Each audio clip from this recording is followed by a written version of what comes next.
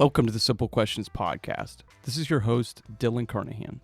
The question for this episode is, what is Peppermint OS?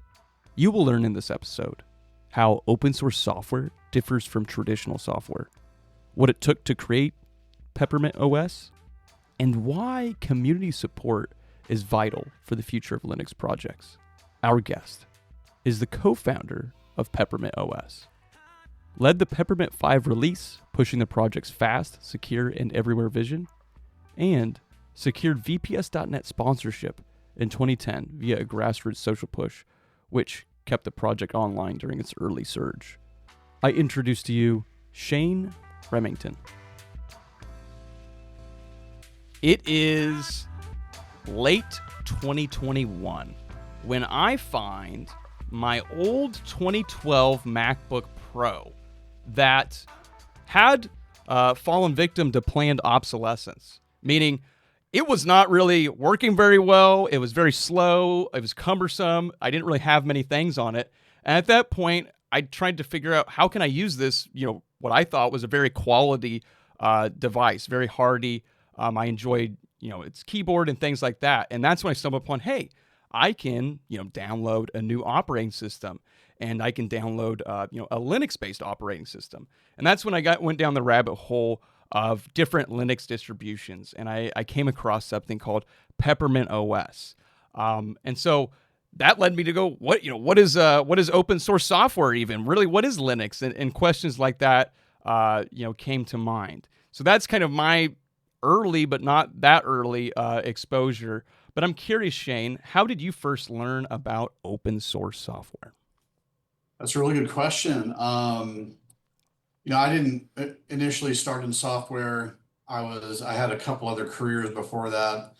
Honestly, I was a chef as my first career, a lot of cooking, and then it was my chiropractor that said, "Hey, is there anything you can do just as well as cooking that's not cooking?" Is there?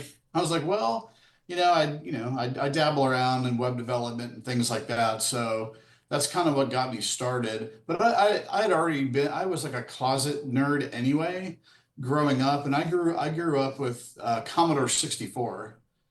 In fact, me and my friend, one of my good friends, and like we were like probably like 8 or 10 years old. We would go to the mall. There was like a Sears in there, and they had the first Commodore 64 set up, and we would go in there, and like nobody knew what to do with them, but we would go in there and plink around and kind of play around and get into the back end of it. And then oddly enough, we stole the manual for the Commodore 64 and put it in our backpack and went home, and we memorized all these different, codes, and then went back to the mall and locked the Commodore 64 out of control so the salespeople couldn't get into it. And we would like run like weird programs that your names and weird things would like fly across the screen, just stupid, kid stuff. But honestly, that's where it got started for me was, in software. And this may sound weird too, but the movie War Games. Okay. And I remember seeing that, and I was like, that's me.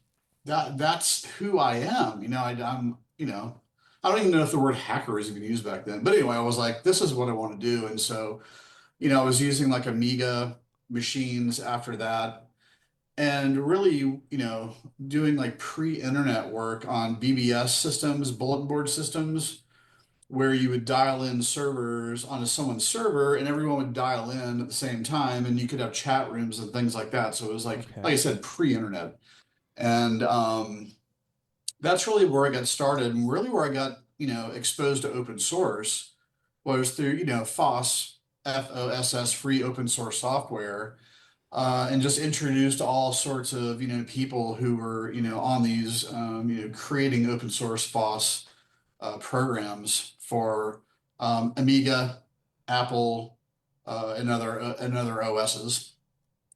So that was my early exposure to it. So I've kind of always been around it, for a long time, but I didn't really understand the importance of it until like I was in college when you're watching Apple and Macintosh, Google come to the rise, and you're like, oh, okay, there's something different here. This is like community driven, and that's really what it's about. Is it always free? Not necessarily. I mean, people have to make money, but these are community-driven projects that, some are very small, some have hundreds of developers that work on them. So it's very cool. And it feels like you're like really involved with something that a lot of people aren't, which may be some of the allure to it as well. I think that as younger, that was the allure for me too. That's very interesting as a whole. Unconventional, but again, it's kind of your intuition, and you kind of enjoy this. And I'm curious, Shane. Mm, Always there's a distinction when, um, to really commit a lot of time and to create like your own Linux distro. I mean, right. it's one thing to look at a manual and kind of play around. Can you kind of elaborate how you make that commitment? I make a commitment to like a software project like Peppermint. Yes. Okay. Well, here's how it happened. We'll start there because Okay. it's kind of funny because it also happened around the same time with the chiropractor. It was like, hey, is there anything else you can do? And I was like, I'm just going to go back into development. I'm going to start, cut my chops. I'll go back to the forums. I'm going to learn these different things. Start getting my kung fu, ready and stuff. And I had a job. I eventually got a job with a software company that does point of sale software, and I was traveling around the country quite a bit. So I was like away a lot, and then back on the weekends. And in the town that I lived in, Hendersonville, North Carolina, at the time, um, I was just sitting at the bar between one of my trips. I was there for the weekend, and this guy walks up to me. He's like, "Hey, my name's Kendall." I was like, "Oh, hey, Kendall." He's like, I know you don't know me really well, but we're friends with so and so and so and so. And he goes, my friend Rachel said that I should come say hey to you because we're into a lot of the same stuff. And I was like, oh, cool, yeah, sit down. So we had like a pint of Guinness together, and we just got talking about my job and what I was doing. And I'd mentioned to him that we had created this forum for point of sale administrators and for scan text using barcode symbologies and stuff. And so we were trying to support each other. And so we created a forum and we were experimenting with a couple Linux distributions, to do some of the work. And he was like, wait, really? I was like, yeah, why? He's like, I'm like doing package maintenance for Linux Mint and some other projects. I was like, no way. Like, get out of here. Uh-huh. And really, that's how it started. It was just a conversation. We just hit it off about Linux. It's you don't run into like Linux users, very often. And so we ended up, I mean, we sat at the bar probably, I mean, we like closed it down. It was like 2, 3 in the morning. And what it really started was like, it was like, what about Linux? Like, do you like what don't you like about it? Because it seemed like that's where we hit on the topic. It was like, what don't we like about Linux community? Because we had beefs about different parts of it. Like, I didn't like that it was very unwelcome to newcomers, and when you started getting in the forums, a little bit trolling and that kind of thing, and just kind of like punching down on people who didn't don't understand or come from a different starting point. And that was my big beef with it. And then Kendall, of course, was like, yeah, the community says it's a community, but really when it gets down to it, it's not, and different things. And through that conversation, he was like, we should just make our own operating system. I was like, oh, okay. And it kind of, and I was so excited about it that I actually didn't go to bed. I went home and I went onto my domain registrar and I bought peppermintos.com. And because I really like, we're going to do this. Like, I'm not messing around. But when I saw Kendall the next day, I was like, hey, Kendall, I bought the domain. He's like, for what? Peppermint. The operating system is like, oh, we're really doing it. I was like, well, yeah, I thought we were doing. That's honestly how it started. And Kendall's like, I'll talk to you on Monday. He's that kind of guy. He's like, and you don't see Kendall. And Kendall had the first Peppermint build done like Sunday evening in like 2 days. Wow. He's a smart guy, I'll tell you that. So we had the first glimpse of what Peppermint could be. And really we had to build on that. And I think the idea was from the conversations we had is like, number one, it was about community. Like, man, let's make one that's based around community. Let's make sure everyone's welcome. And not only that, let's make a user experience that is very, very familiar for new users to understand. And that was a big part of it too, was, hey, I've got this one distro that's like, I don't remember what it's called. I think it was called Black Box. It was literally just black, which I kind of dig. Kendall dug it as a super nerd, but it's like that's not something you can give to like your parents to learn, Linux operating system or to even trust one. So there's all those barriers to entry, right? Hmm. Make things kind of strange. So it needs to be familiar. And Kendall was like, as much as I don't like Microsoft, Windows XP is just a very familiar layout. Like when it came out, it's very clean, navigation on the bottom, start menu on the left, clock on the right, and things started to mimic that. And that's we were like, you know what? I bet if we had a Linux operating system that, not trying to copy Windows, but like make just things super familiar, don't hide things, make them easy to work.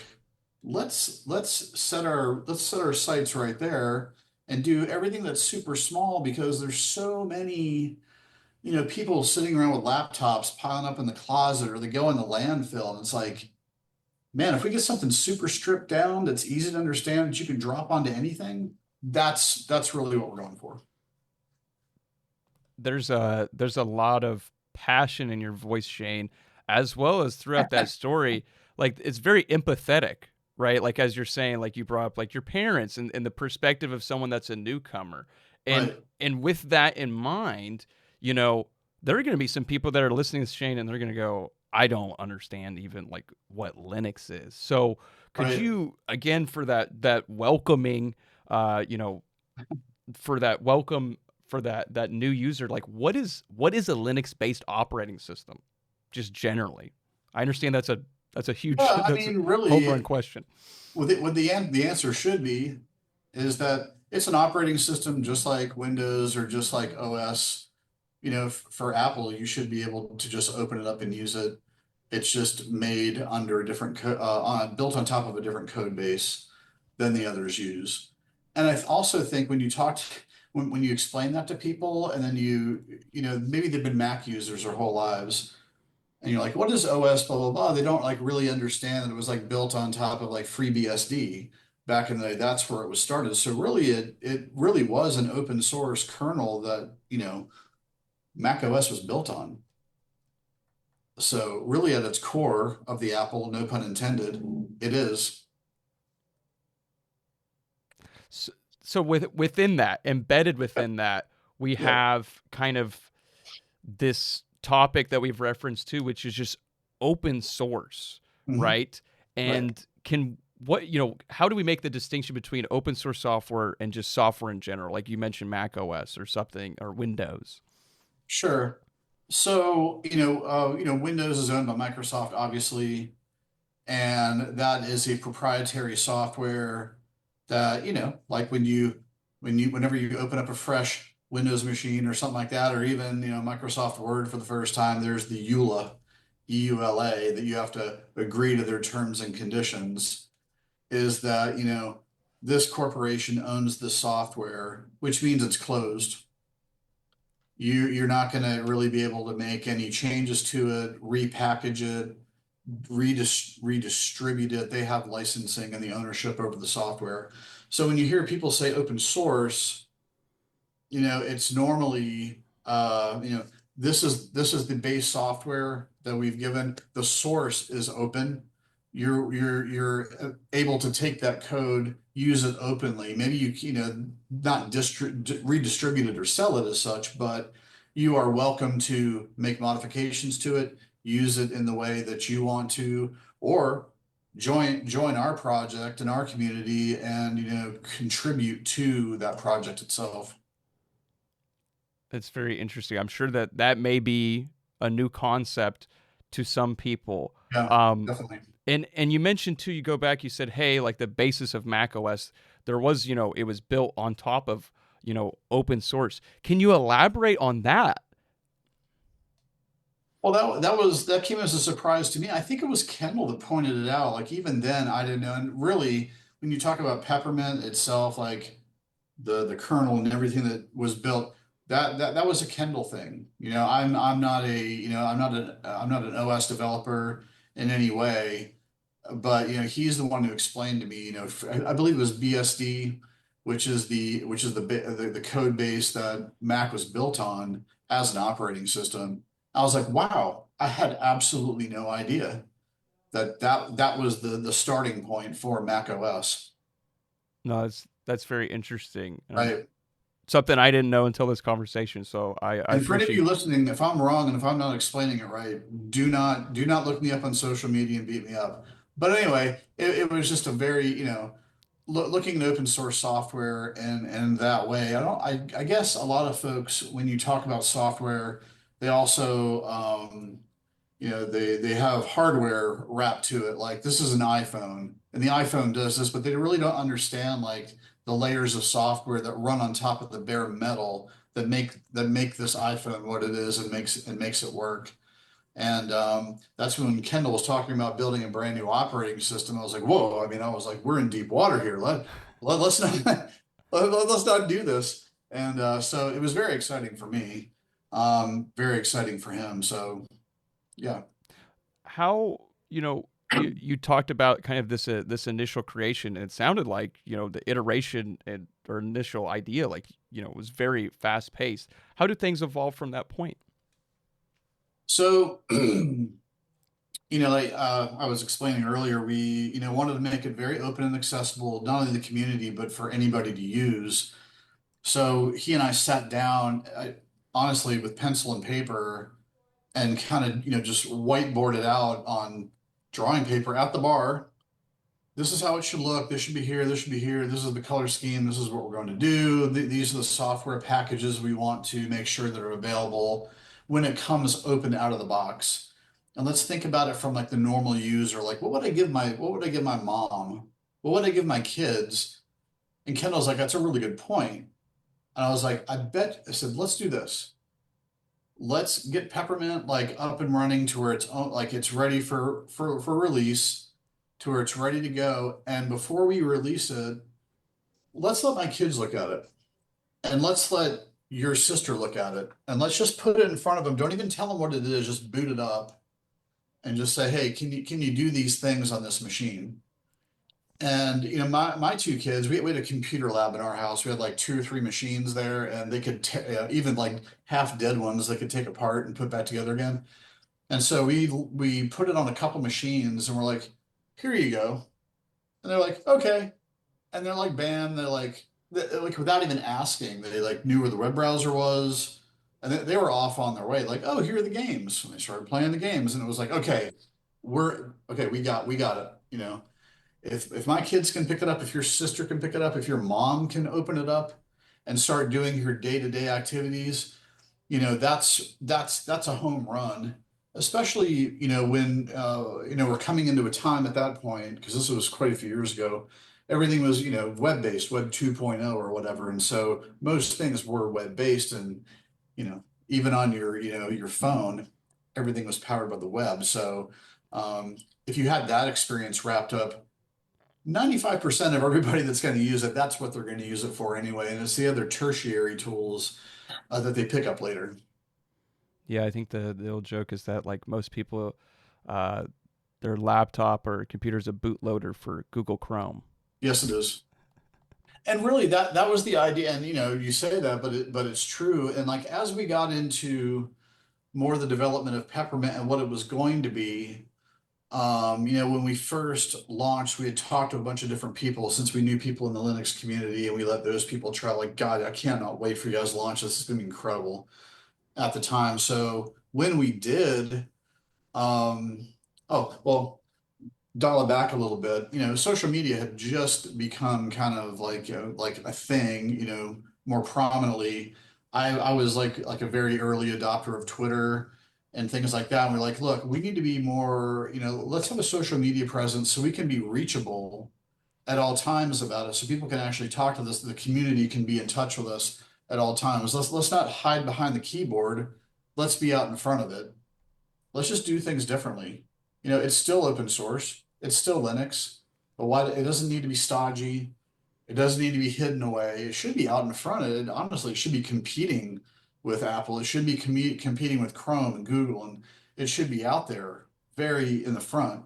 And that's how we just treated it. We're going to treat it this way. We're going to talk about it that way. We're going to promote it that way. We're going to market it that way. And we're going to do all these things. And it's going to be free for the people forever.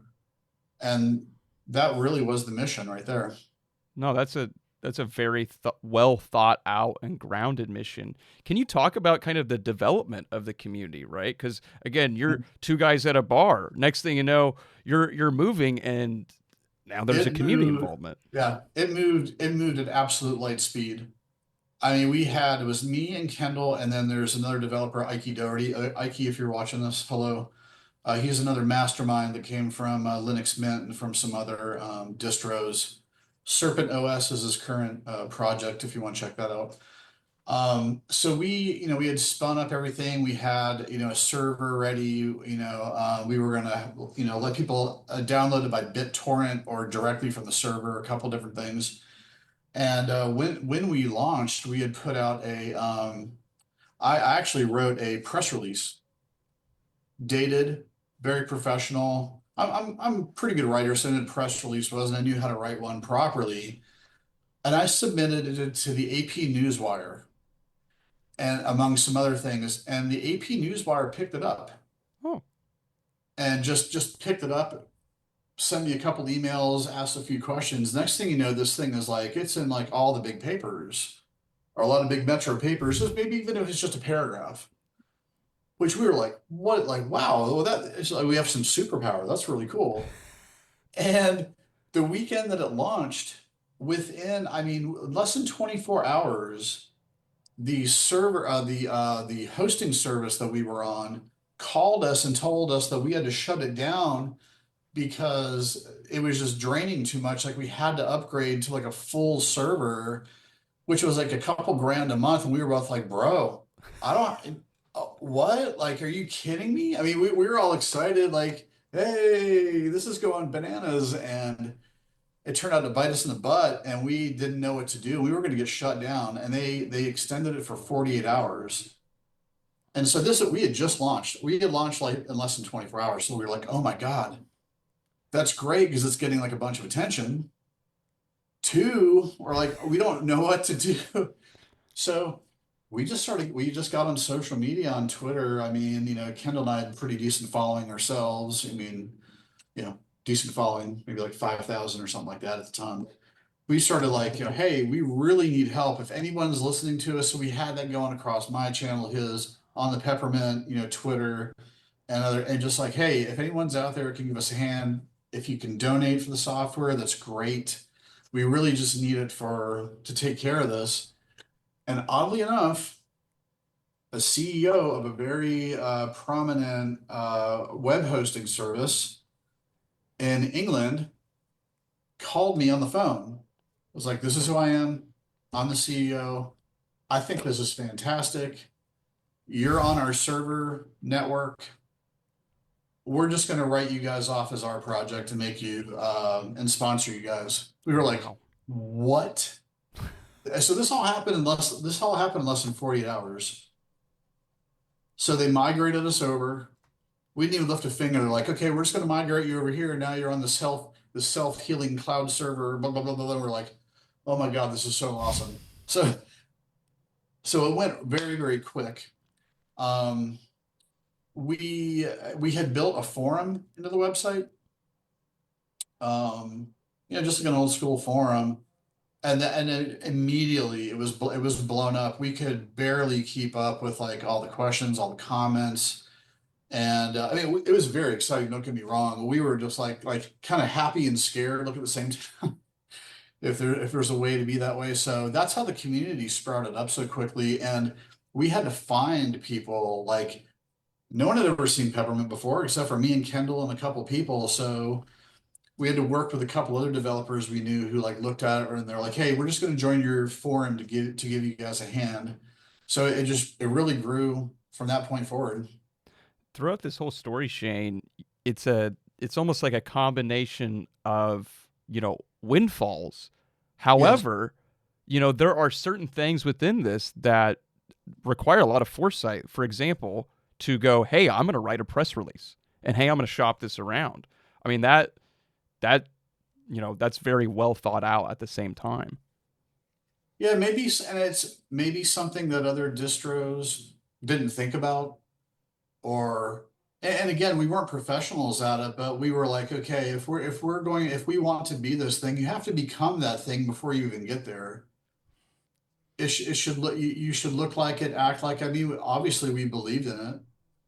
So if we believe in it, we need to act like it, walk like it, talk like it, look like it. And that was just what we were going to do with it. That's very well said. I'm curious, what other challenges did you overcome when creating Peppermint? I think the growth just became a challenge in itself because we were being pulled in a lot of different directions. And of course, it's a free operating system meant to be given away, not, for people to use. So, time becomes a factor where you both have to keep full-time jobs to keep your families, alive and things like that. And so you get off one shift and you almost have to start a second shift immediately. So you work a lot of like evenings after work, things like that. So, Kendall and I seem to have like just boundless energy. I mean, he and I are like just like I don't know. Well, a lot younger than too. So we just fed off that energy. I mean, for a long time, it was like years of just feeding off that momentum of the energy that was behind it. Not that we were doing anything significant with the software itself, but because of the community we built around it, and then the community making demands on you with the software. And what I mean by demands is like your really good ideas and things like that. Like, hey, if you guys try this and do this and different things. So there's constant development. It's not one of those things where you like, I invent a baseball bat and I can use the same baseball bat every day. You have to constantly improve on the software. There's always things. People find bugs. Yeah, it's just it's a real live living organism that needs to be fed like at all times. To be honest about it, it's like having another kid. So this child that people are finding out that it has, bugs and that maybe, throwing out new ideas and functionality, how has Peppermint evolved over the years? So like I explained earlier about just its base. Let's make it open, easy to use. Let's get it stripped down so it fires up incredibly fast. Like there's no waiting around when it turns off. It doesn't have a boot down sequence. It's like 30 seconds. Because things were very very clunky back then. I think that's improved a lot across most software, but at the time things could get really bad. And so that was our next mission is to okay, it's our mission to get all of these laptops and old machines out of the landfill, back onto people's desks, and we started like really pushing that hard. And we started hearing from parents going, "Thank God I found you guys." I mean, we spend this money on these machines for my kids, and they're like on their deathbed, but you put Peppermint on it, and it's like it's a brand new machine like immediately, as you were talking about your Mac.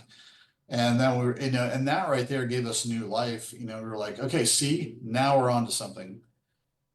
We're not only, giving away free and helping people, we're keeping things out of the landfill. You should be able to extend the life of that machine. I mean, maybe indefinitely until it actually breaks down. So that really was the goal, is just to make sure, like after like the community was like, let's make sure this thing is like super streamlined, super small, can fit on the head of a pin. I can put it anywhere. And then I would say like, oh, one of the great, amazing memories about that was we got a call from Africa. There was a guy there who opened up a bunch of internet cafes. They would pull machines out of landfill or donations, and they would build these Franken machines. Well, like I had, that's what I used. But they would build them together so kids could learn internet skills. And they used Peppermint in like three or four of these different centers to train like all the kids on. And that right there is worth everything to me. and to the team. It was like a very, very proud moment that it was being used in that way, you know. When you reflect on these memories and you talk about some of the social good, like the story you just told, or like, hey, there's less uh, you know waste, and again, to see kind of this thing that you created, that people are adopting that, to how does that feel, Shane? I mean, it feels great. It feels very gratifying. After a few years of anything, like you get kind of burned out. Eventually that was starting to happen to Kendall and I. It just starts to take its toll after so many years. I mean, thank God we had like really good people in the community who were helping us. One being Mark Greaves, who sadly passed away a few years ago and actually took Peppermint, from Kendall and I. We turned over the project to him. He took it, further for a few years until he passed away. And now there's a whole brand new team, Tommy and his folks, who run Peppermint OS now. So it's still going. It's like seeing your kid go to kindergarten and then, graduate and then go on to college. It's like that's really how you feel. And especially when you're reading a magazine or something, you see our name come up, or it's like, it's just a very, very proud moment that this idea continues to like live on today and is still being used. Yeah, I mean, that's it. I think there's something definitely special about taking an idea and bringing it to fruition. And again, given everything that you've done, what advice do you have for future generations regarding the creation of operating systems or open source software as a whole? I would say the main thing is don't be afraid to do it. If that's something you want to do, just do it. Just pick it up and do it. The hardest step is the first step, but it's something that you should really take. And I mean, I think it would have been easy for Kendall and I to meet at the bar and I don't know this guy. Why would I? I mean, these are all crazy ideas, but I mean, we both could have easily said, "Yeah, that was pretty funny," and like kind of went on, but we didn't. And when we both figured out that we were both, we didn't realize that we were both really into it and didn't expect each other to be into it, which is kind of funny. But you know, just feeding off that energy and doing things just with people because you should do them, not that you have to do them, but you just want to, is a very powerful thing. And I think that that would be a really good message to young people. Like, if you want to get started in software, whether it's operating system development, web development, regardless of what it is, the best possible thing you can do is work with other people. Just come up with an idea and hack it out, figure it out. You don't, I didn't go to school for it. Kendall didn't go to school for it. We had no, proper training. We were both self-taught through forums and trial and error and staying up all night, just breaking things and trying to fix them again. And really, that's what you should be doing. Find something that needs to be solved and fix it. What a great message. That's a very good Thanks, message. thanks, man. And yeah, I think there's a lot of great things to take away from what you've done. And again, I really appreciate hearing like the passion in your voice. How can the community support your ongoing and future endeavors? So like I said, the Peppermint has, Kendall and I just eventually had to, give that up, and it's, taken hands of different leadership. So if you've never seen a Linux operating system before, you should check one out. You should, and if you can't figure it out and it looks too challenging, that's even more of a reason to look at it anyway. You can dual boot Linux on an existing Mac OS. That's something that you may want to do. That would be a fun weekend project. Is like, hey, how do I spin up a virtual machine on my Mac and like have Linux running in another window? That's a great place to start because you're not actually going to lose what you have. You can experience it on the same machine. Um, that would be, a good place to start. But really, you should just support open source software. Like graphic designers, I encourage you to look at GIMP, which I've been using. It's on my Mac right here. I've been using GIMP forever, which is, I'm not sure if you're familiar with GIMP, but it's like a Photoshop kind of clone, but I love it. So just find those things, and if you like it, send these guys some money. Send them a couple bucks.